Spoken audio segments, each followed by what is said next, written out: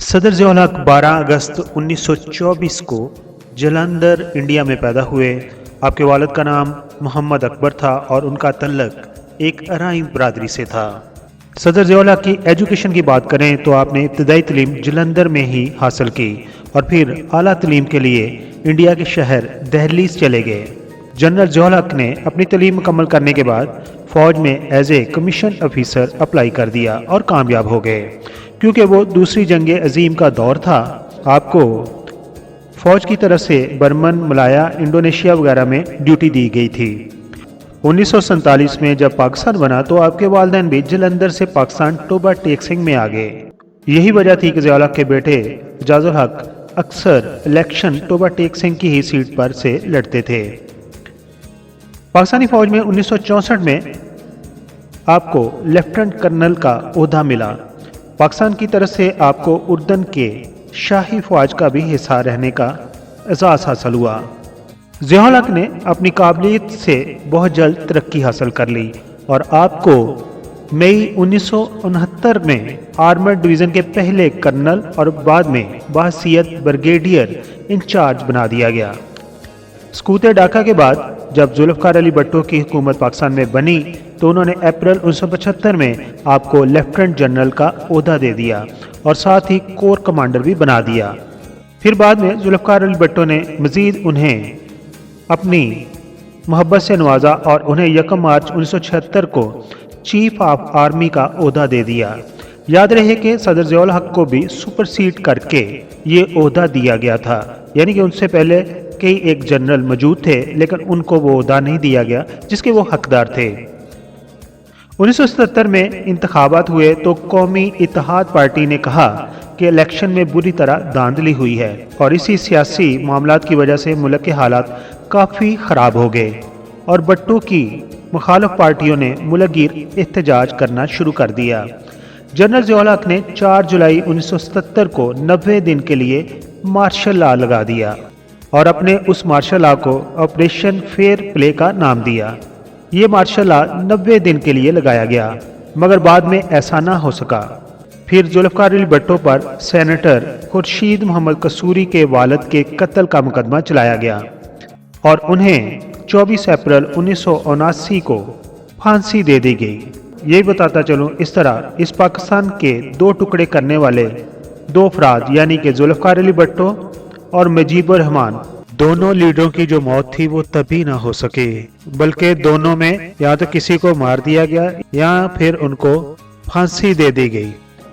जुल्फ़िकार अली भुट्टो को 24 अप्रैल 1979 को खुर्शीद मोहम्मद कसूरी के वालिद के कत्ल में फांसी दे दी गई, जबकि बांग्लादेश में वज़ीर आज़म मुजीबुर रहमान को 15 अप्रैल 1975 को उनके घर में ही फायरिंग से हलाक कर दिया। यानी कि जब पाकिस्तान के 2 हिस्से हुए तो मुजीबुर रहमान तकरीबन 3 साल ही जिंदा रह सके जबकि भुट्टो तकरीबन 7 साल जिंदा रहे।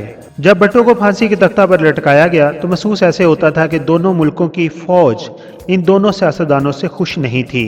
फिर जब रूस ने दिसंबर 1979 में अफगानिस्तान पर हमला किया तो सदर ज़िया उल हक ने अपने लाहे अमल से रूस को वो अपना ख्वाब पूरा होने ना दिया जो वो सोच रहा था कि वो कराची तक पहुंचेगा और ऐसी स्ट्रेटेजी अपनाई कि रूस को अफगानिस्तान छोड़कर भी वापस जाना पड़ा। सदर ज़िया उल हक के दौर में ISI अपने अरूज पर थी। सदर ज़िया उल हक को सिखों से बहुत प्यार था और वो खालिस्तान तहरीक की भरपूर हमायत किया करते थे। आपके दौर में कश्मीर बॉर्डर पर इंडिया को 8 लाख से ज़्यादा फौज लगाना पड़ी थी जिससे इंडिया को इकोनॉमिकली बहुत बड़ा दचका लगा था। और मज़े की बात यह है कि तहरीक खालिस्तान की कमांड उस जनरल के हाथ में आपने दिलवाई जो कि सकूत डाका के वक़्त इंडियन आर्मी का जनरल रह चुका था। सदर ज़िया उल हक ने 26 अप्रैल 1984 को एक कानून भी पास किया जिसके तहत कोई कादियानी अपने आप को मुसलमान नहीं कह सकता। इससे पहले भुट्टो भी कादियानियों को दायरा इस्लाम से खारिज करार दे चुके थे। सदर ज़िया उल हक डॉक्टर कदीर को बहुत ज़्यादा पसंद करते थे। डॉक्टर कदीर के मुताबिक जब सदर ज़िया उल हक ने इक़्तिदार संभाला था तो उनकी अवलीन तरजीह ये थी कि हम जल्द से एटमी पावर बन जाएं, क्योंकि इंडिया गैर एलानिया तौर पर उस वक्त एटमी पावर हासिल कर चुका था।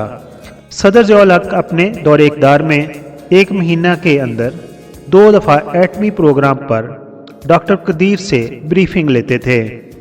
10 दिसंबर 1984 का दिन पाकिस्तान के लिए खुशी का दिन था, लेकिन उस वक्त ये खुशी सबके साथ बांटी नहीं गई थी, क्योंकि 10 दिसंबर 1984 को डॉक्टर कदीर खान साहब ने जनरल ज़ियाउल हक से मिलकर उन्हें बताया था कि सर हमने एटॉमिक पावर अचीव कर ली, यानी कि उसको हासिल कर लिया।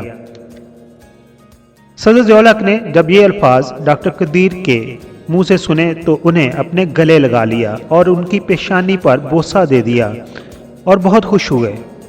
सदर ज़ियाउल हक ने पीटीवी पर औरतों को दुपट्टा लेकर काम करने का पाबंद कर दिया। अदाकारों के साथ साथ न्यूज़ कास्टर भी सर पर दुपट्टा लेकर खबरें पढ़ती थीं। सदर ज़ियाउल हक को मज़हब से ख़ास लगाव था। आप 5 वक्त के नमाजी भी थे और मुख्तलिफ इवेंट पर आप इस्लाम के बारे में तबलीग भी किया करते थे। सदर ज़ियाउल हक को यह भी एजाज़ हासिल है कि वो मदीना मुनव्वरा 2 दफ़ा गए और उन्हें रोज़ा मुबारक के अंदर 2 दफ़ा सलाम पेश करने की भी इजाज़त मिली।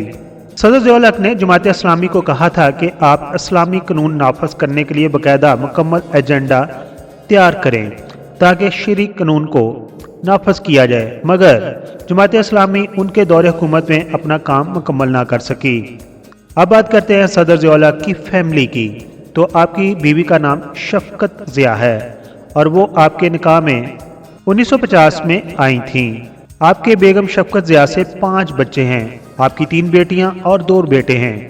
आपका बड़ा बेटा एजाज़ुल हक है जो कि मुल्क के मशहूर सियासतदानों में शुमार होता है और उनकी शक्ल अपने बाप से भी काफ़ी मिलती जुलती है। आपके दूसरे बेटे का नाम अनवारुल हक है जो कि डॉक्टर हैं और वो अमेरिका में सेटल हैं।